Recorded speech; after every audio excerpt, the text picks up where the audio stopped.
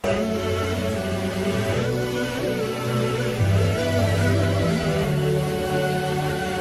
من التاريخ عبرة وابدأ الرحلة بعبرة واجعل الإيمان زادك لو سقاك الوقت مرة لو سقاك الوقت مرة الحياة هذه مشاهد والمطر يبدأ بقطرة والبشر مؤمن وجاحد والثمر في الأصل بذرة الحياة هذه مشاهد والمطر يبدأ بقطرة والبشر مؤمن وجاحد والثمر في الأصل بذرة خذ من التاريخ عبرة. Alhamdulillahi Rabbil Alamin wassalatu wassalamu ala rasulihil amin Nabiyyina Muhammad ibn Abdullah wa ala alihi wa sahbihi wa man sar ala nahdihi wa ihtada bihadihi wa istanna bi sunnati ila yaumiddin amma ba'd. Sambungan pelajaran kita dalam kitab Berakhirnya Dunia Ini. Dunia ini akan berakhir pada bila-bila masa saja tempoh yang ditetapkan oleh Allah Azza wa Jalla. Tak ada siapa yang tahu kecuali Allah. Kalau ada orang buat sangkaan, jangkaan tu, itu semua tu agak-agak ya, tahun tu tahun ni, tapi tak jadi-jadi juga kan. Perbincangan kita di sini dia panggil Al-Malhamatul Kubra bainal muslimin war Rum, iaitulah Fathu Al-Qastantiniyah, iaitulah alamat kiamat yang 105 dan 106. Sejarah umat Islam dan orang Kristian Rom penuh dengan peperangan dan perdamaian. Dia ada pasang surut lah, sekali kelahi, sekali berdamai, gencatan senjata dan pertempuran. Hubungan antara orang Islam dan orang Kristian hari ini tidak stabil. Setengah negara agak baik, setengah negara masalah. Sebaliknya ia silih berganti antara peperangan dan perdamaian. Rasulullah sallallahu alaihi wasallam memberitahu kita bahawa satu daripada tanda-tanda kiamat ialah satu perang besar antara orang Islam dengan orang Kristian yang akan berlaku sebelum kemunculan Imam Mahdi. Ini kita kena ingat dari sudut kronologi dia. Dulu kita bincangkan Imam Mahdi itu akan mari dia tanda terakhir, kemudian keluar tanda yang besar 10 perkara itu. Rasulullah sallallahu alaihi wasallam menggelarnya perang besar. Dia panggil Al-Malhamatul Kubra, perang besar di mana orang Islam akan menang. Insya-Allah. Hari ini nampak macam tak seimbang. Asyik kena bom, kena lanyak je kita orang Islam ni. Di Iraq hancur, di Palestin gebah, di Libya, di Syria. Tapi bila berlaku malhamah ini, ketika itu orang Islam akan menang. Kemudian mereka akan pergi dan menawan kota Konstantinopel. Kota Konstantinopel itu ni Istanbul, itu Konstantin. Kemudian Dajjal akan muncul. Ini peringkat akhir dah ni, nak tak tahu bila, wallahu alam. Muaz bin Jabal radhiyallahu anhu berkata, tengok dalam hadis ni Muaz bin Jabal, salah tulis tu, Jabal tu salah, Jabal yang betulnya L bukan R. Muaz bin Jabal radhiyallahu anhu menceritakan bahawa Rasulullah sallallahu alaihi wasallam bersabda, Umranu Baitul Maqdis kharabu Yathrib. Artinya apabila Baitul Maqdis berkembang maju, Yathrib akan musnah. Yathrib itu Madinah. Apabila Yathrib musnah, peperangan besar akan terjadi.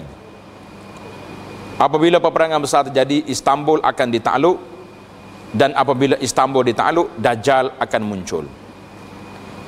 Diriwayatkan oleh Abu Daud At-Tirmizi. Karena itulah sebahagian daripada ahli pengkaji tentang alamat kiamat ini, hadis yang Nabi sebut, la taftahunnal Qastantin, akan dibuka Konstantin. Adakah khusus untuk Muhammad Al-Fatih ataupun yang kedua ni yang akan buka nanti di akhir zaman? Ada yang mengatakan hadis itu untuk yang kedua. Jadi ada sebagian ulama katakan apa salahnya berlaku dua kali dan dua-duanya tentera itu mendapat nikmat yang disebut dalam hadis yang tersebut. Rasulullah juga bersabda, satu salihuna Rum sulhan aminan. Orang-orang Rom akan membuat perjanjian damai dengan kamu. Nak berdamai dia. Kemudian kamu bersama-sama memerangi musuh yang lain dan akan menang. Kamu akan mengumpul rampasan dari peperangan dan selamat. Kemudian kamu kembali ke negeri kamu sehingga berhenti di satu padang pada rumput yang terdapat banyak anak bukit. Seorang Kristian akan menegakkan salib di situ dan berkata, salib telah menang. Salah seorang Muslim menjadi marah dan pergi mematahkan salib itu. Kemudian orang-orang Rom membatalkan perjanjian itu dan berkumpul untuk peperangan yang sengit. Jadi dia buat pasar dulu, pergi pacak apa ni, dia punya salib di situ. Maka orang Islam yang semangat patahkan salib.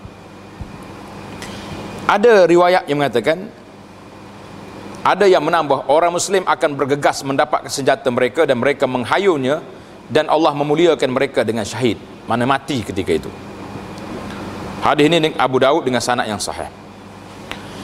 Dalam Sahih Muslim mengandungi butiran tentang peperangan ini. Jadi hadis dalam Muslim ini hadis yang sahih, di mana Abu Hurairah radhiyallahu anhu menceritakan, Nabi kita bersabda, kiamat tidak berlaku sehingga orang Rom berkubu ataupun berkemah di A'maq. Al-A'maq ataupun satu tempat namanya Dabiq. Kena tanda nama tempat ni, nanti nak pergi cari pula. Iaitulah satu tempat yang berhampiran dengan Halab. Halab bahasa Inggeris dia panggil Aleppo di Syria, di mana peperangan ini akan berlaku di Syam, di Syria. Dan satu pasukan tentera yang terdiri dari manusia yang paling bagus di muka bumi ini pada masa itu akan keluar dari kota itu. Yani Ni'mal Jaish, tentera yang baik itu akan keluar daripada bandar Damaskus untuk berjumpa dengan mereka. Apabila mereka berbaris mengikut pangkat, orang Rom akan berkata, jangan kamu berdiri di antara kami dan mereka yang menjadi tawanan kami, biar kami menentang mereka. Ini tengok nota kaki dia, ini menandakan adanya peperangan terdahulu antara orang Islam dan orang Kristian, dan orang Islam telah menang dan mengambil tawanan daripada kalangan orang Kristian, dan tawanan ini memeluk Islam dan menyertai jihad.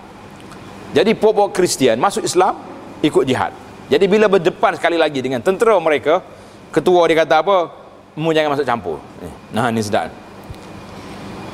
Rom kata, kamu jangan berdiri antara kami dan mereka yang menjadi tawanan kami, biar kami menentang mereka. Mana dia geram lah tengok orang dia berpaling tada. Orang Muslim pula berkata, tidak, demi Allah kami tidak akan membenarkan kamu memerangi saudara kami. Mereka kemudian bertempur dan 1/3 tentera Islam akan cabut lari. Maaf.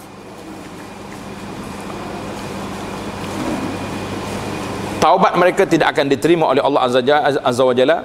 1/3 tentera Islam akan dibunuh dan mereka mendapat syahid yang terbaik daripada Allah, dan baki 1/3 lagi menang dan tidak akan tunduk pada sebarang fitnah.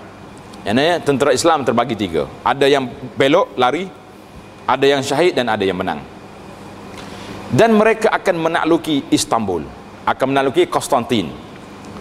Semasa mereka membahagi-bahagikan harta rampasan perang dan menggantung pedang mereka di pokok-pokok zaitun. Ini pokok zaitun ini di Syam banyak. Syaitan akan menjerit pada mereka. Syaitan mari kacau dia orang ni.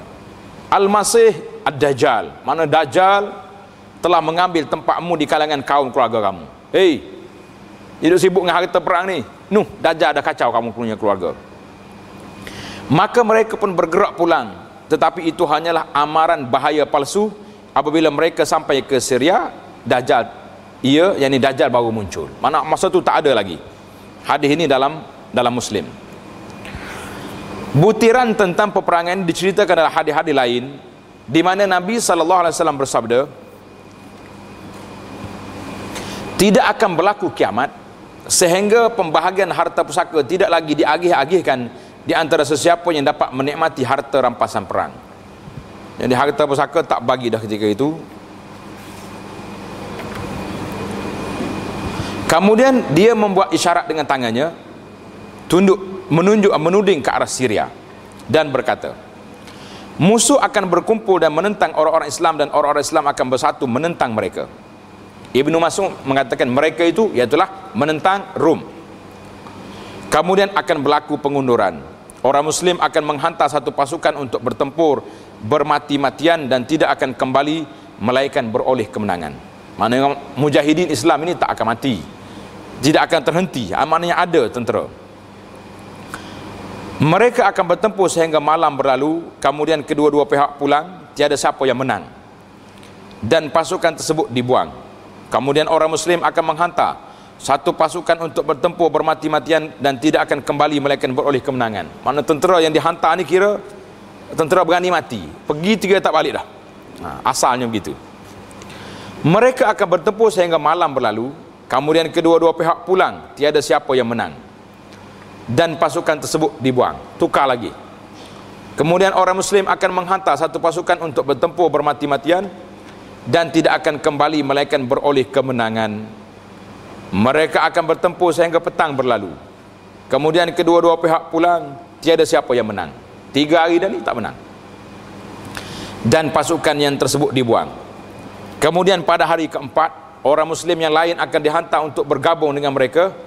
Orang Muslim datang dari merata tempat untuk bersatu, maka akan ditakdirkan oleh Allah pihak musuh dihalakan ke jalan tertentu, dan mereka akan terbunuh dalam keadaan yang tidak dapat dilihat lagi selepas itu. Atau dia berkata, keadaan yang tidak pernah dilihat, maknanya orang Islam menang. Jika seekor burung terbang melalui tempat tersebut, ia tidak akan selamat terbang sehingga ke hujungnya sebelum ia jatuh mati.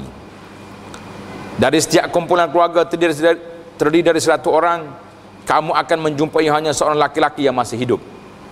Oleh itu, apakah erti kegembiraan yang boleh dinikmati dari harta rampasan perang itu, dan harta apa yang boleh diwarisi dan dibagi-bagikan? Yakni sewaktu mereka orang Muslim keadaan seperti itu, mereka akan mendengar suatu bencana yang lebih teruk. Jeritan akan didengari oleh mereka bahawa Dajjal telah mengambil tempat kamu di kalangan keluarga kamu. Maka mereka mencampakkan apa-apa di tangan mereka ke tepi dan mula bergerak pergi dengan menghantar 10 orang berkuda di hadapan mereka sebagai peninjau. Jadi keadaannya, riwayat-riwayat yang ada ni hampir sama. Bila dia benang, tiba-tiba Dajjal datang. Jadi tidak kontra, cuma mungkin riwayat ini lebih detail, riwayat ini lebih ringkas. Rasulullah sallallahu alaihi wasallam bersabda, aku tahu nama-nama mereka, nama-nama bapa mereka dan warna kuda-kuda mereka. Mereka akan menjadi tentera berkuda yang paling handal di muka bumi pada masa itu, atau di antara yang terhandal di muka bumi pada masa itu. Hadis ini juga riwayat Imam Ahmad dan Muslim. Timbul lagi tempat di manakah tentera Islam berkumpul. Tempat berkumpul tentera Islam dalam perang besar itu ialah kota Damaskus, kota Damsyik. Dia panggil Al-Ghutah, itu bahasa Arab sebut Al-Ghutah. Mungkin zaman kita hari ni dah ramai yang kenal kota Damsyik ni kan, bila berlaku perang dengan anak-anak singa di Syria tu, jadi ramai yang tahu istilah ni. Mereka merupakan tentera terbaik di muka bumi ini pada masa itu, dan Allah akan mengurniakan kemenangan kepada mereka menentang orang-orang Kristian. Kata di Abu Darda radhiyallahu anhu bahawa Rasulullah sallallahu alaihi wasallam bersabda, fustatul muslimin yaumal malhamah bil Ghutah.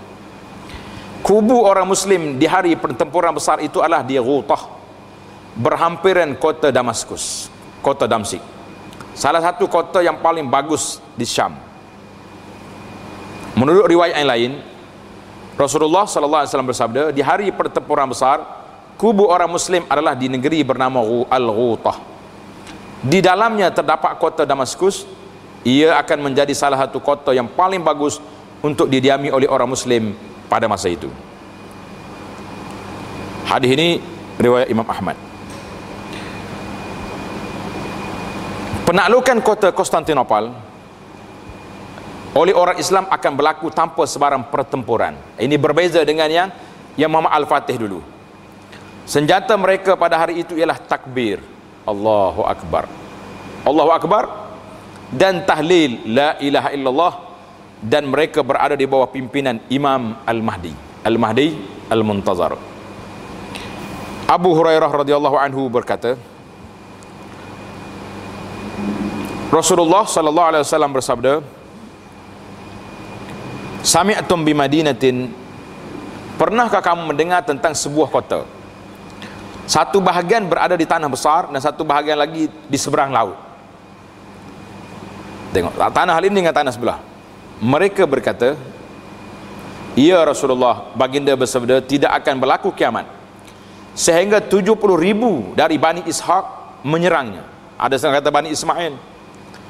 Apabila mereka datang kepadanya, mereka akan berhenti dan tidak bertempur lagi dengan senjata atau panah. Mereka akan berkata la ilaha illallah dan Allahu Akbar, maka runtuhlah satu daripada dua bahagian itu. Nah, ini kuasa takbir. Bila orang Islam bertakbir pada ketika itu, runtuh kota tersebut. Kalau tengok dalam plan ni, kita nampak mana ke kota tadi. Kota di Istanbul.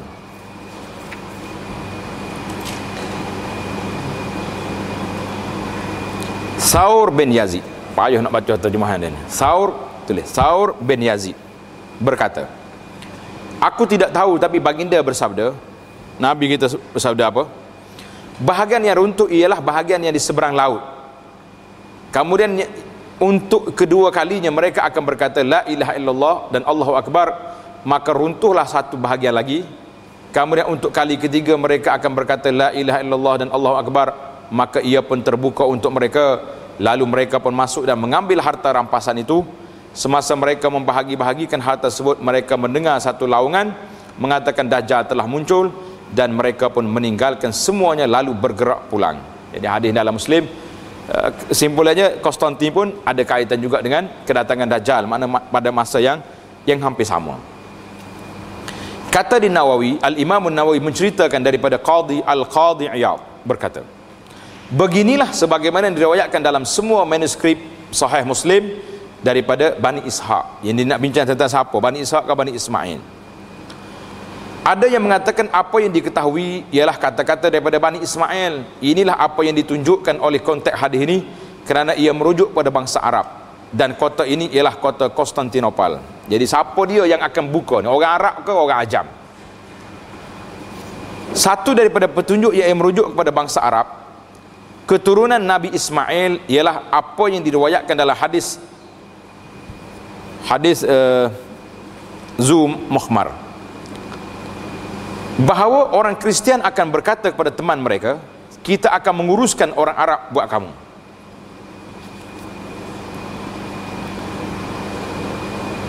Kemudian mereka akan memungkiri gencatan senjata dan berkumpul untuk perang besar. Ini menandakan bahawa perang besar berlaku antara orang Arab dengan orang Kristian. Arab akan lawan. Maksud jelas hadis-hadis berkenaan dengan topik ini juga menunjukkan hal ini, dan mereka yang terlibat dalam pertempuran semasa perang besar ialah mereka yang akan menaluki kota Konstantinopel. Ini juga ditunjukkan oleh sabda Rasulullah sallallahu alaihi wasallam yang terdapat dalam hadis Amr bin Auf. Kemudian satu kumpulan orang Muslim dari Hijaz akan datang pada mereka. Ini menunjukkan bahawa mereka adalah keturunan Nabi Ismail, bukannya keturunan Nabi Ishaq. Wallahu alam. Jadi dalam halaman kiamat ni yang bagi kitanya akan berlaku Malhamah Al-Kubra di bumi Syam, dan akan datang pembukaan kota Konstantinopel. Cuma khilaf di sini tentang bangsa mana yang akan buka, Arab ke orang bukan Arab. Yang penting bagi kitanya Melayu tak disebut dalam ni. Wallahu alam. Boleh jadi orang Melayu pergi jadi Arab di situ, ataupun ada, kita tak boleh nak nafikan kelebihan masing-masing wujud. Tapi jangan duk besarlah ini Melayu akan tawan Konstantin, Melayu akan buat tu akan buat ni.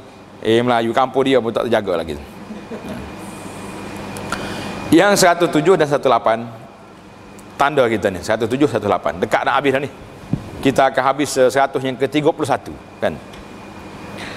Iaitulah alla yuqsam al-miras. Ni berat ni. Harta pusaka tidak dibahagikan. Orang tidak menikmati harta rampasan perang. Artinya harta dah banyak, tapi tak boleh nak buat apa. Dua tanda ini akan muncul pada akhir zaman, apabila banyak pembunuhan berlaku dan banyak perang dan peperangan menentang orang Kristian memuncak.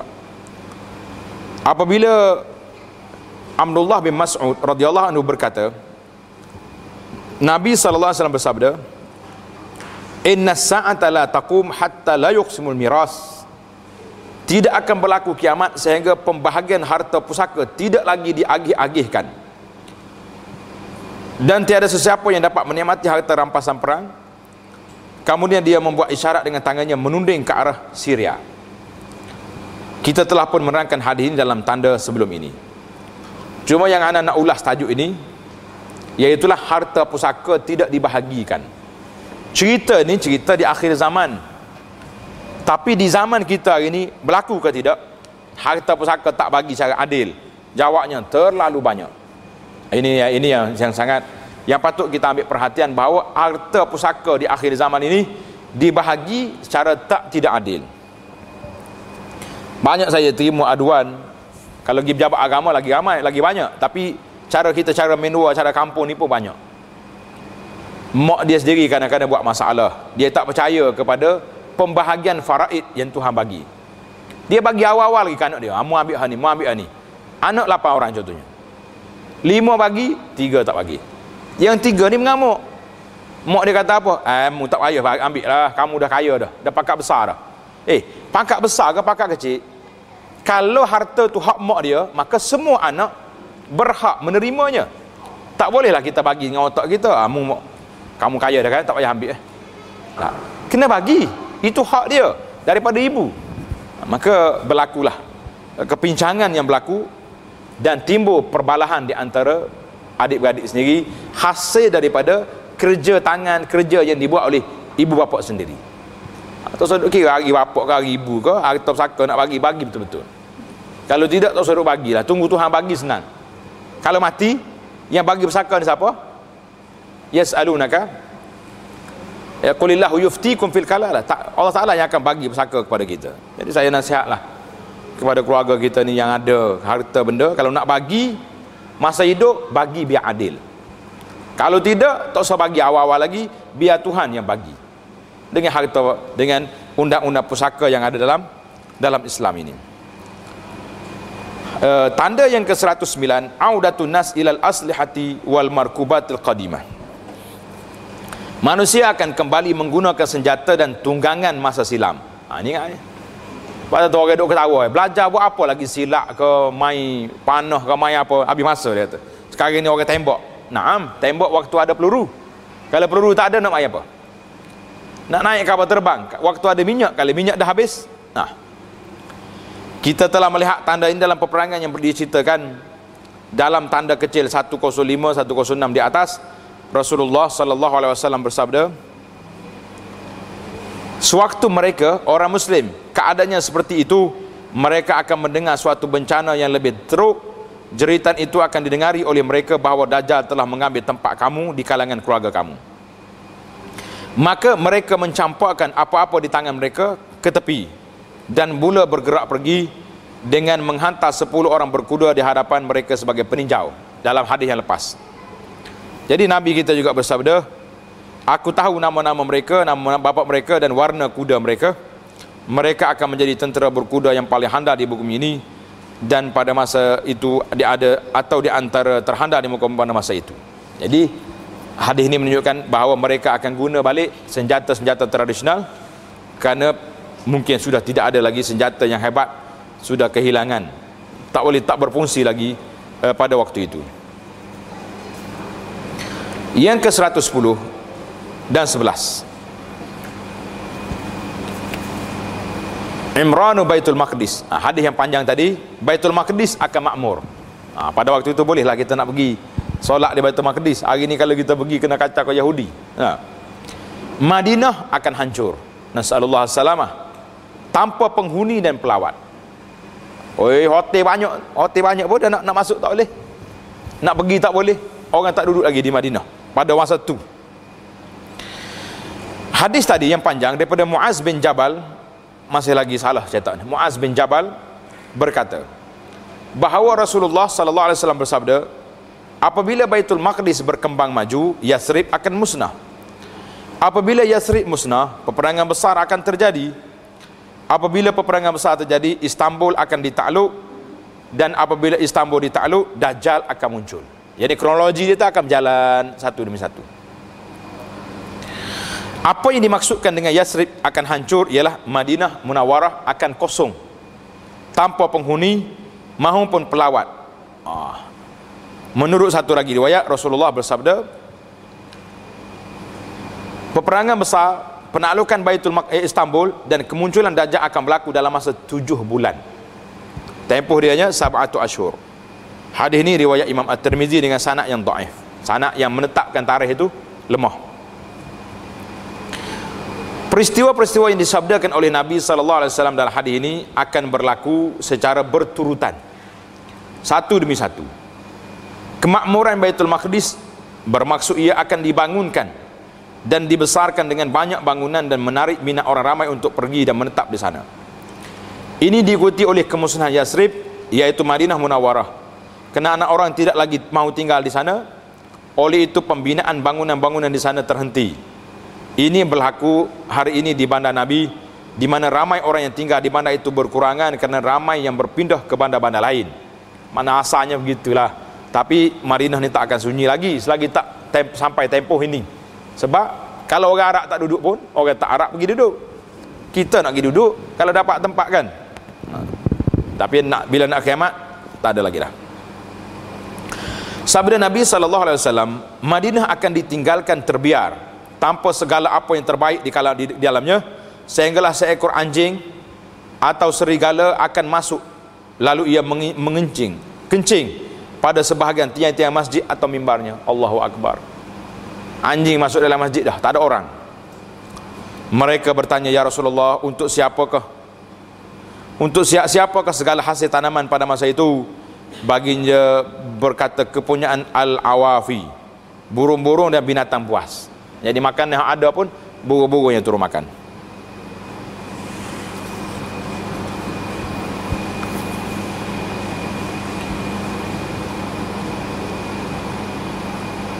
Al-awafi,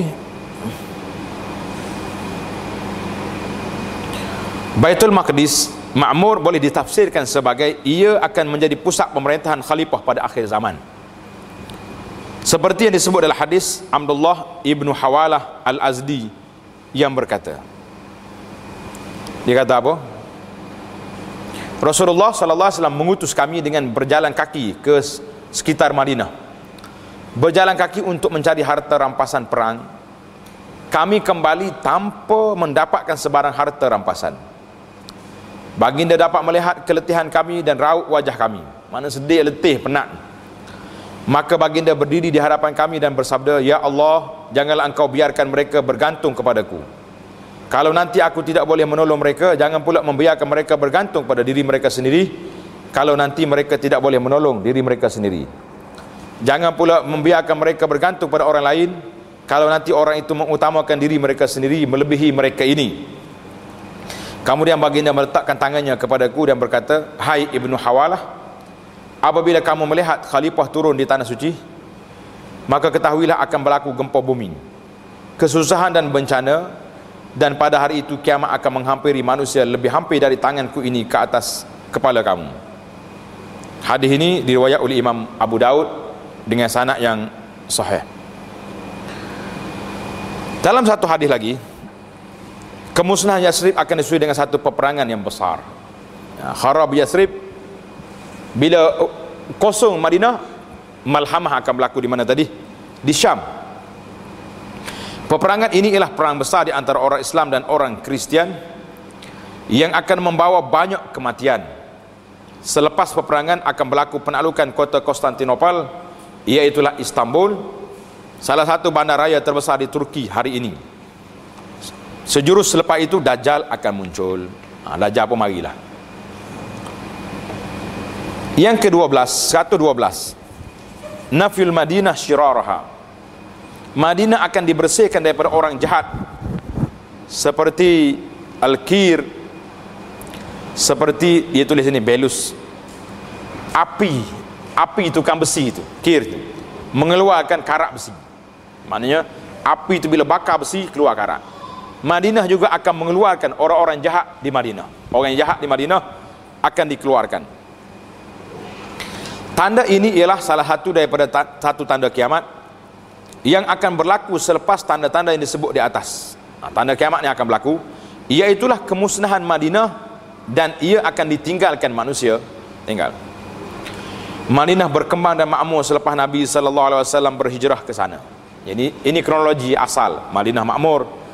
Selepas beberapa tahun, bilangan penduduk dan bangunan bertambah.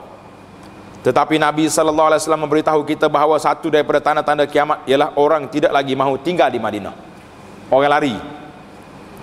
Abu Hurairah berkata bahawa Rasulullah SAW bersabda, akan datang suatu masa ketika itu seseorang mengajak anak saudaranya dan kerabatnya untuk meninggalkan Madinah dengan berkata, tak mahu tinggal di Madinah dah, sebab tak banyak projek di sana.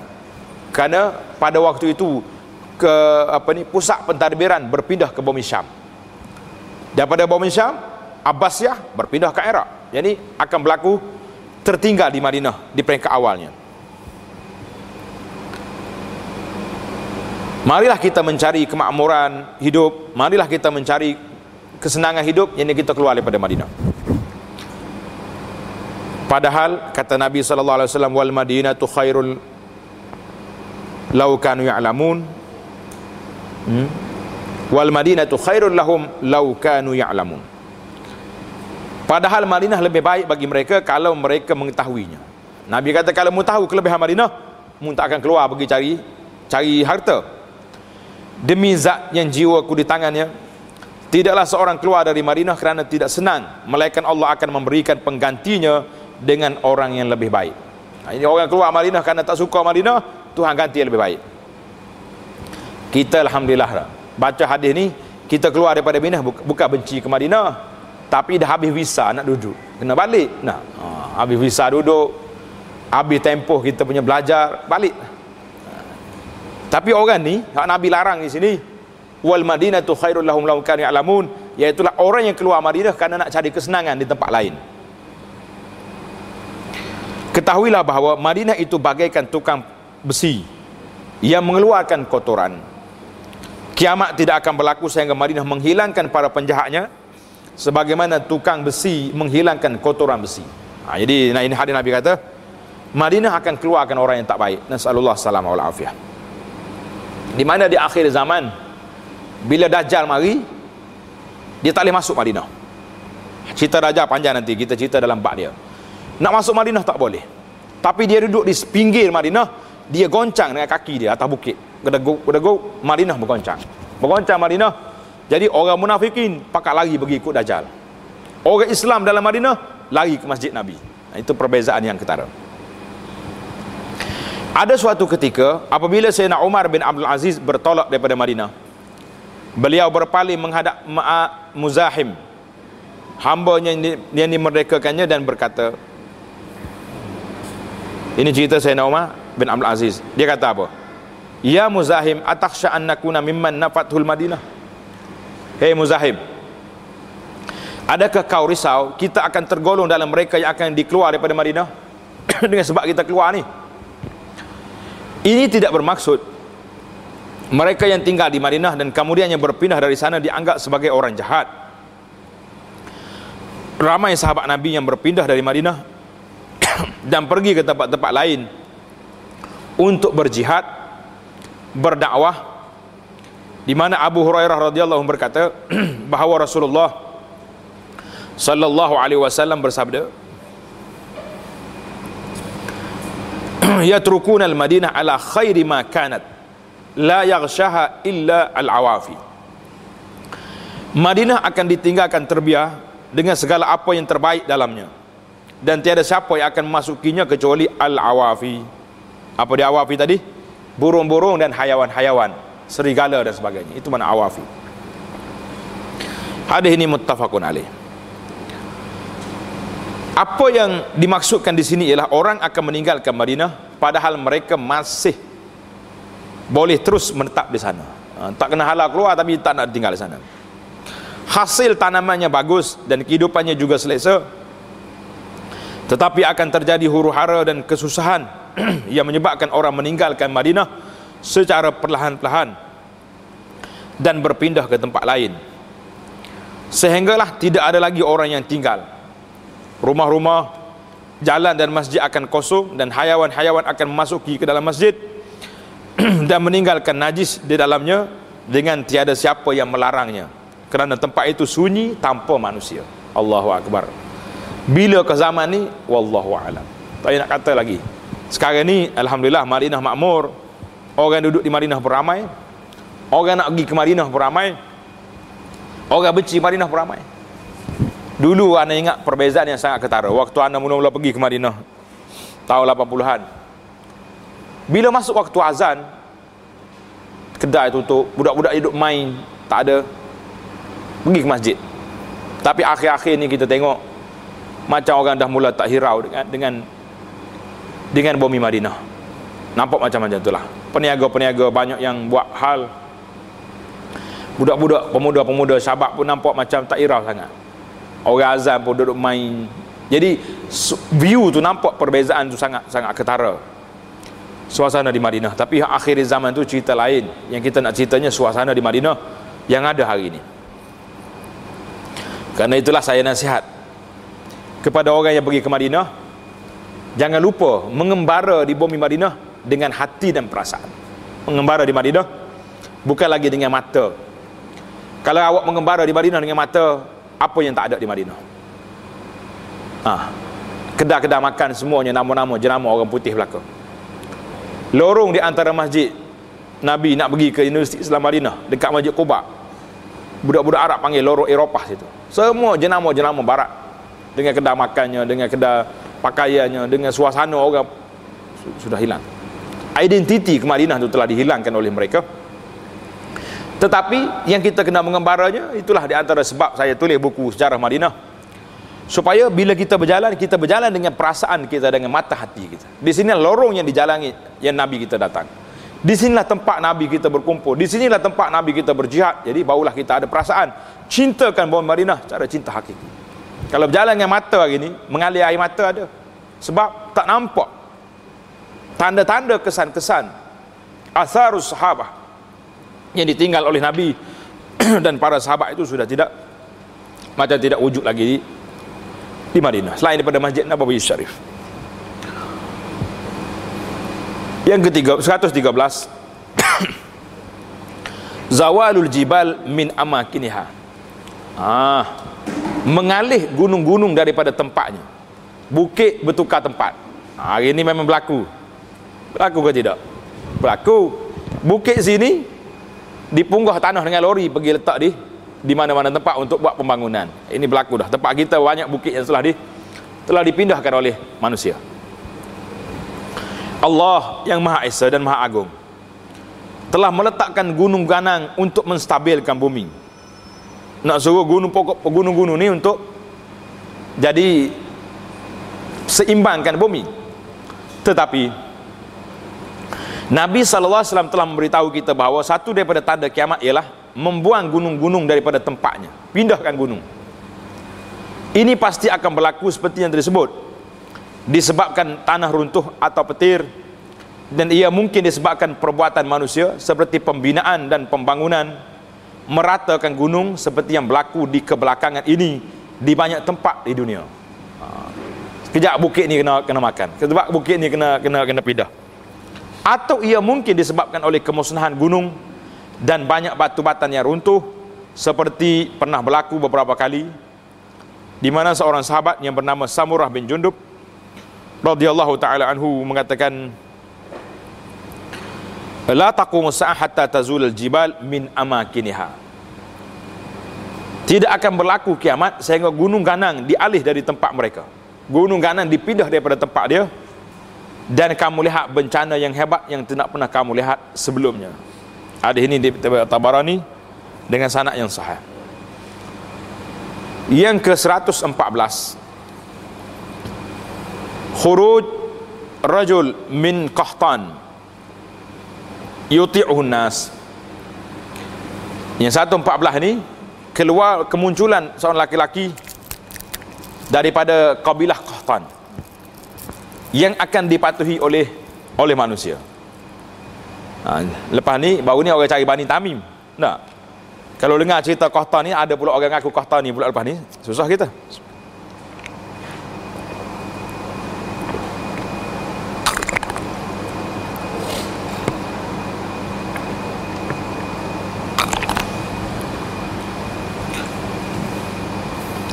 Satu daripada tanda kiamat pada akhir zaman ialah kemunculan seorang laki-laki dari Qahtan.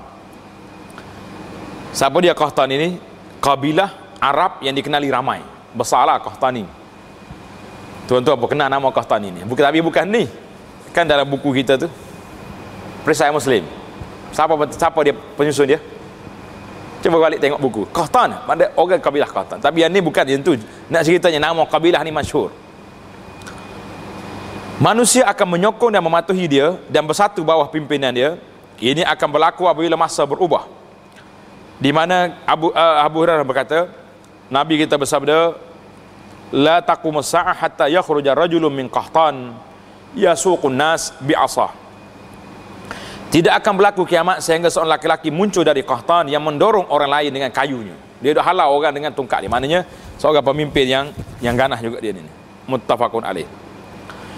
Apa yang dimaksudkan? Yang dimaksudkan dia akan mendorong orang lain dengan kayunya ialah metafora kinayah untuk orang ramai yang menyokong dia, ramai penyokong, menerima dan menyetujui kepimpinannya. Ini tidak bermaksud dia akan menggunakan kayu. Sebaliknya ia merupakan kiasan yang menggambarkan kepatuhan orang ramai terhadap dia dan penguasaan dia terhadap orang ramai. Tetapi kiasan ini juga menunjukkan yang dia mungkin berkasar dan berkeras terhadap orang ramai. Orang ini nampaknya adil kerana apa yang diriwayatkan oleh Ibnu Abbas, warajulun min Qahtan kulluhum salih. Orang laki-laki dari Qahtan yang orang-orangnya semuanya saleh. Ini kumpulan yang baik. Memandangkan dia berasal dari Qahtan, orang yang membawa maksud orang yang merdeka, ini bermakna dia bukanlah Jahjah yang akan muncul, kerana Jahjah ialah seorang hamba yang dimerdekakan. Jadi ramailah pemimpin-pemimpin ini akan muncul di kalangan-kalangan kabilah-kabilah yang ada ini. Yang ke-115, khuruj rajul yuqalu lahu al-Jahjah. Kalau ada orang nama Jahjah ni, hati-hati sikit ni. Pada akhir zaman akan muncul lelaki yang akan berkuasa dan menguasai orang ramai. Nabi SAW ada menyebut nama beberapa orang daripada mereka dan memberi gambaran tentang yang lainnya. Salah seorang daripada laki-laki itu ialah Al-Jahjah. Siapa dia Jahjah ni? Kata Abu Hurairah, la tazhabul layali wal ayam hatta yamliku rajulun minal mawali yuqalu lahu Al-Jahjah. Malam dan siang tidak akan berhenti sehingga seorang laki-laki yang dipanggil Jahjah, iaitulah seorang hamba yang telah merdeka beroleh kuasa. Kata di Al-Hafiz Ibnu Hajar, asal nama Jahjah ialah As-Siyah, mana orang yang suka bertempik, suka bertempik. Kumpulan mana ni wallahu alam. Kita tunggu bila mari Jahjah esok, nampaklah dia. Tanda yang ke-116, 17, 18 dan 19. Banyak ni. Yang pertamanya, hayawan-hayawan liar dan objek yang tak bernyawa akan bercakap. Sudah. Hayawan bercakap, benda-benda lain bercakap. Ini alamat kiamat ni. Yang ke-18, hujung cemeti bercakap. Apa ni? Tali kasut bercakap, dan paha manusia akan membawa berita keluarganya. Nasallallahu salamata wal afiyah. Nabi SAW memberitahu kita yang di antara tanda kiamat ialah hayawan-hayawan liar akan berkata-kata.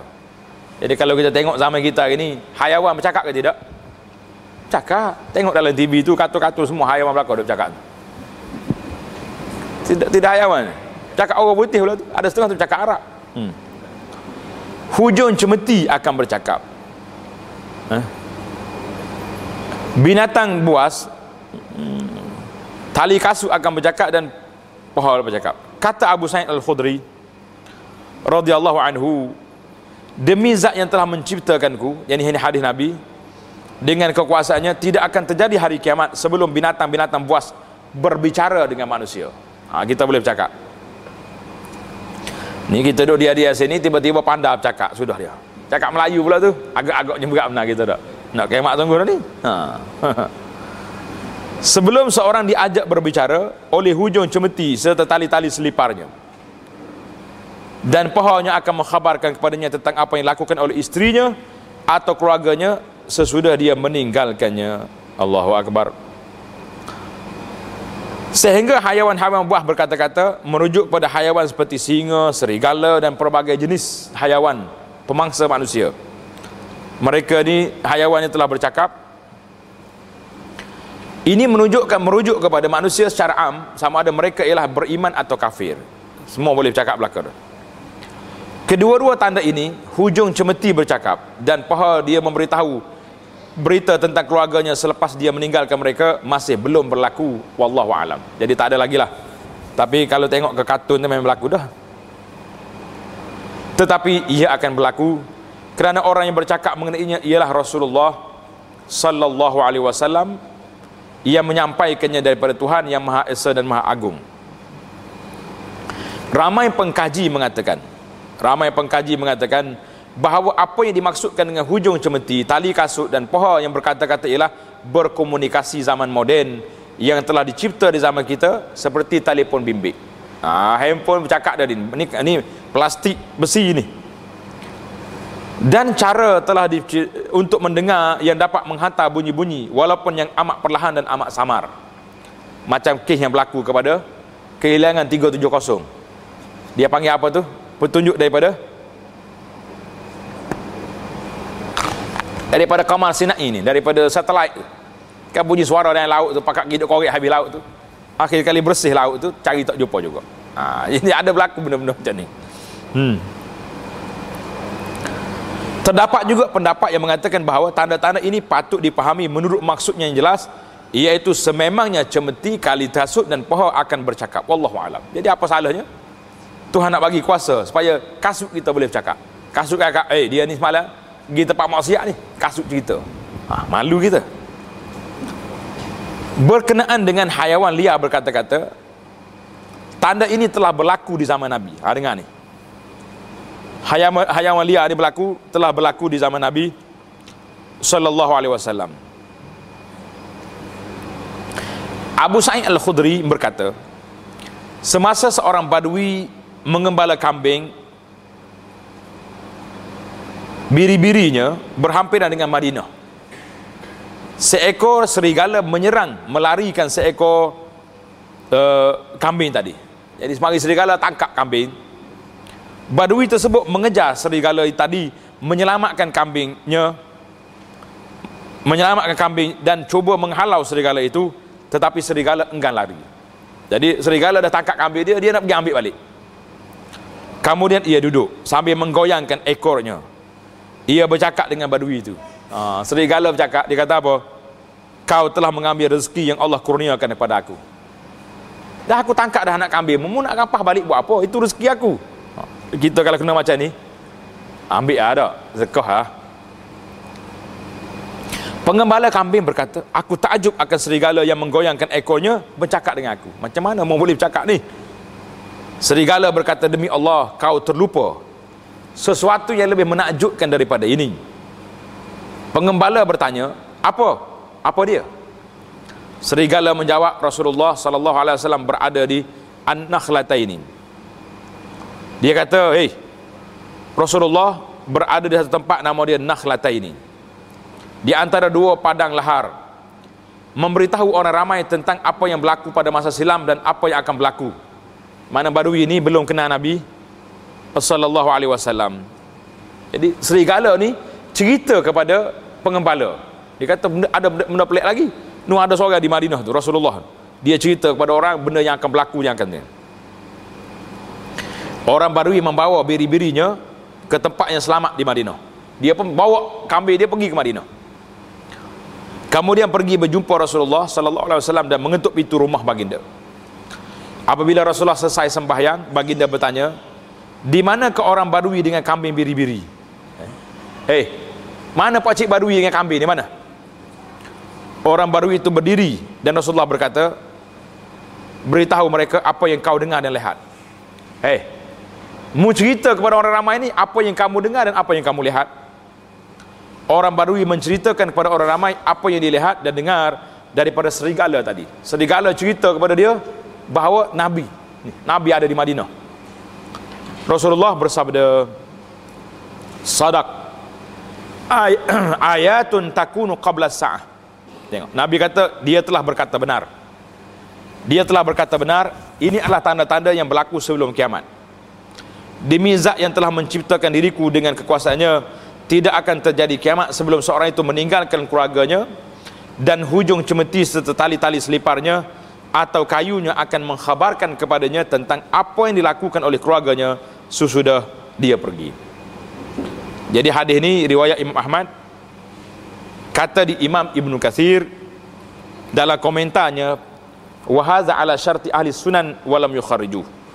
Jadi hadis ini mengikut syarat ahli sunan tapi mereka tak keluarkan hadis. Hadis ini yang pentingnya hadis ini dikeluarkan oleh Imam Ahmad. Cerita mana? Cerita kambing, serigala bercakap dengan tuan kambing. Satu kes. Ini benda yang berlaku dah. Cerita lain pula, kalamul baqar, lembu bercakap. Hari ni banyak cerita pelik ni. Cerita ajaib dipanggil cerita yang ajaib. Kata di Abu Hurairah radhiyallahu anhu, Nabi kita sallallahu alaihi wasallam bersabda, bainama rajulun yasuqu baqarah. Semasa seorang laki-laki membawa lembunya. Lembu ni binatang yang bukan untuk naik, kan? Dia meletakkan beban di belakang lembu itu. Dia ambil barang, dia letak atas belakang lembu. Lembu itu tersebut berpaling kepadanya seraya berkata, lembu kata apa? Inni lam ukhlaq lihaza. Aku dijadikan bukan untuk pikul barang, tetapi aku dijadikan untuk bertanding. Mana lembu ni boleh kita buat membajak, boleh. Tapi bukan kerja dia bawa barang. Dia kerja bawa barang ni apa? Unta angkat barang, kan? Jadi lembu bukan. Lembu ni komen kepada tuan dia. Orang-orang itu berkata, subhanallah, ta'ajjuban. Subhanallah, kami terpegung seekor lembu boleh berkata-kata. Lembu boleh bercakap. Rasulullah bersabda, fa inni u'minu bi wa Abu Bakar wa Umar. Nabi kata, aku percaya, dan begitu juga Abu Bakar dan Umar. Hadis ini sahih, diriwayat oleh Imam Muslim. Hadis lembu bercakap ni hadis yang sahih. Percakapan hayawan-hayawan liar dan lain-lain makhluk yang disebut dalam hadis ini adalah pertuturan dalam erti kata yang sebenar menurut makna yang jelas, wallahu alam. Allah Ta'ala berfirman dalam Al-Quran, alhamdulillahi fatiris samawati wal ardh ja'ilil malaikati rusulan uli ajnihatin masna wa sulasa wa ruba' yazidu fil khalqi ma yasha innallaha ala kulli syai'in qadir. Di akhir ayat itu Allah menambahkan ciptaannya sebagaimana dikehendakinya, sesungguhnya Allah itu kuasa atas segala sesuatu. Surah Fatir ayat 1. Jadi dia pelik apa ni? Allah Ta'ala nak beri hayawan bercakap ke? Allah Ta'ala nak beri manusia tak boleh bercakap? Jadi itu kuasa Allah Azza wa Jalla. Nak suruh jamadat atau benda-benda yang keras boleh bercakap, itu semua di bawah bidang kuasa Allah Azza wa Jalla. Kita jangan rasa pelik, jangan rasa ajaib. Kenapa? Kuasa Tuhan. Jadi hari ni banyak dah yang timbul-timbul lagi banyak, iaitulah yang kita dah sebut tadi, macam handphone sudah berlaku, maklumat-maklumat radar semuanya telah terjadi. Maka kita tunggulah keadaan yang akan datang ini, satu keadaan yang cukup mencemaskan kita, dan benda ni pasti akan berlaku sebagai tanda mukjizat Nabi sallallahu alaihi wasallam. Jangan kata mana ada, jangan duduk mana ada. Allah Ta'ala dia nak buat, dia maha berkuasa. Allah SWT nak buat, dia maha bijaksana. Jadi tak ada hak untuk kita menafikan kuasa Allah Azza wa Jalla. Semata-mata kita mengatakan tak logik akal. Banyak benda tak logik atas dunia ini, tapi berlaku ke tidak? Berlaku benda itu. Inilah di antara perbincangan kita dalam kitab kita ini. InsyaAllah tinggal sedikit saja lagi kita akan tamatkan perbincangan tentang benda-benda yang akan berlaku di akhir zaman. Benda yang akan berlaku di akhir zaman, iaitulah kita berhenti di yang ke-120, tanda-tanda yang ke-120. Satu siri lagi kita akan tamatkan tajuk kecil ini, yang kita akan masuk tajuk yang besar, iaitulah siapa Imam Mahdi Al-Muntazar, yang ditunggu-tunggu itu siapa. InsyaAllah kita berhenti setakat itu dulu. Mudah-mudahan kita jumpa lagi lepas pada ini dalam majlis yang lain. Aqulu qawli hadza, wassalamualaikum warahmatullahi wabarakatuh.